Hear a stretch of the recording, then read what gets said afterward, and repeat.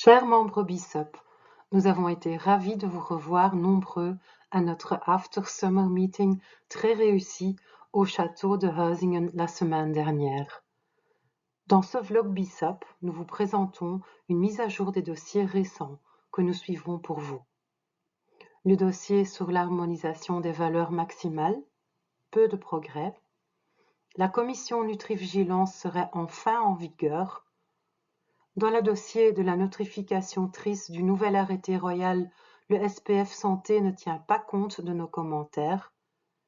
Et dans le dossier des Heads of Agencies, les chefs d'agences de sécurité, ces derniers ont demandé très rapidement à la Commission européenne d'activer la procédure de l'article 8 pour une première liste de plantes. En ce qui concerne l'harmonisation des teneurs maximales en nutriments, nous vous avons fait part de nos préoccupations aux députés européens belges avant les élections. Cela a fonctionné car la deuxième proposition présentée avant l'été était déjà bien meilleure que la première qui était très restrictive, souvenez-vous. En tant qu'industrie, nous demandons plus de transparence, plus de consultation et une étude d'impact pour évaluer les conséquences économiques du modèle proposé. Lors de notre réunion avec le SPF Santé cette semaine, les responsables ont déclaré qu'ils ne souhaitaient pas encore prendre position dans ce dossier. Ils nous ont toutefois assuré qu'ils soutiendraient des plafonds raisonnables qui seraient réalistes pour notre industrie tout en garantissant la sécurité des consommateurs. Les parties prenantes seront consultées lors de la consultation publique qui est prévue pour la fin de l'année ou le début de 2025. Notre fédération européenne, EHPM, a publié un modèle et l'autre fédération européenne, Food Supplements Europe, avait fait de même. Afin de parler d'une seule voix aux autorités de l'Union européenne, les modèles sont maintenant alignés. L'équipe BISUP y a travaillé. Lors de nos consultations avec le SPF Santé, celui-ci a confirmé que la commission d'experts a finalement été mise en place. Les membres de la commission élaborent actuellement la méthodologie d'évaluation de la causalité des effets secondaires. Les responsables du SPF nous ont informé que, jusqu'à présent, seuls des cas légers d'effets secondaires avaient été signalés. Ils nous ont assuré que nous serions consultés avant qu'ils prendraient des mesures de gestion de risque, telles que l'interdiction d'un ingrédient ou la limitation de la dose d'un ingrédient. Ne manquez pas de nous tenir informés de vos expériences en matière de nutrivigilance, afin que nous puissions essayer d'ajuster le système qui est quand même encore imparfait à temps.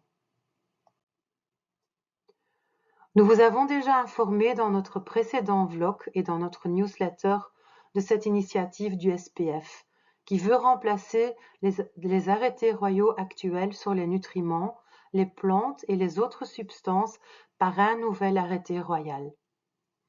L'analyse juridique de nos avocats a confirmé notre lecture.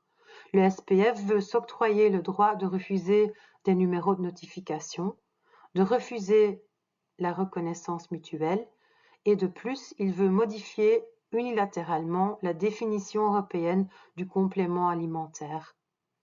BISUP, EHPM, notre fédération européenne, Sinadiet, nos collègues français, NPN, nos collègues néerlandais et de nombreuses autres fédérations sœurs de BISUP ont réagi à la notification TRIS. Vous pouvez lire les réactions via le lien sur cette diapositive. La Commission européenne a également réagi, mais en vain. Le SPF poursuit sa volonté et a demandé l'avis du Conseil d'État.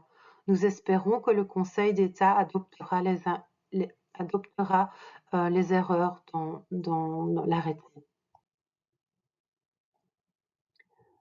Le rapport des les Heads of Agencies ont publié une liste de 117 plantes.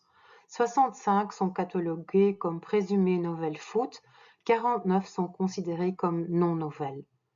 Une liste priorité de 13 plantes a été élaborée. L'agence souhaite réglementer ces plantes sur base de l'article 8. Parmi ces 13 plantes, elle commencera par les 7 plantes mentionnées ci-dessus, car elles sont censées avoir des propriétés cancérigènes, mutagènes ou réprotoxiques. Les responsables des agences de sécurité ont déjà envoyé à la Commission européenne la demande de lancer une procédure sur base de l'article 8. Cela a été plus vite que ce que nous croyions. La Commission évalue actuellement s'il existe des preuves suffisantes pour activer la procédure de sécurité de l'article 8. Si vous disposez d'études de sécurité sur ces 7 ingrédients prioritaires, nous vous demandons de les partager avec nous. Voilà pour cette semaine. N'hésitez pas à consulter notre newsletter ou notre site web. Et n'oubliez pas de nous suivre sur LinkedIn, sur notre nouvelle page BISOP ou sur X, l'ancien Twitter. À bientôt pour une nouvelle actualité BISOP via vlog. Le 14 octobre, nous lancerons notre nouveau site web. Restez à l'écoute.